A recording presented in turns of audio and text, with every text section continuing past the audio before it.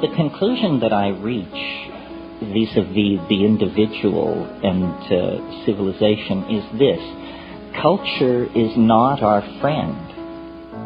Culture is not your friend. It's not my friend. It's a very uncomfortable set of accommodations that have been hammered out over time for the convenience of institutions. A young man gets his first dose of the news that culture is not his friend when told that he's going to be given an air ticket and some training and sent to an exotic country to kill its inhabitants in the name of some political ideal. You have to be fairly dense not to get the message at that point that culture is not your friend. It is using you for its purposes. You would never dream of doing what it now proposes as the only conceivably right and righteous course of action. Well, that's, a black and white, a stark and enormous example of what I'm talking about.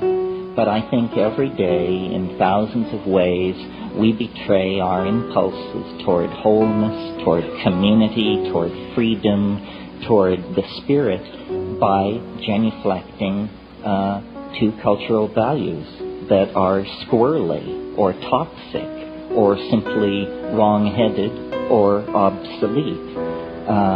Culture is not your friend. It's an illusion. What kind of an illusion is it?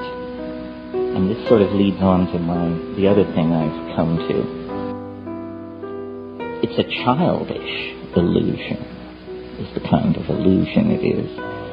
Recently I had a physical examination with my doctor, and after it was all over, he leaned back in his chair and he said, well, most people your age in the 19th century were dead. Yes, quite true. People live a great deal longer in the 20th century.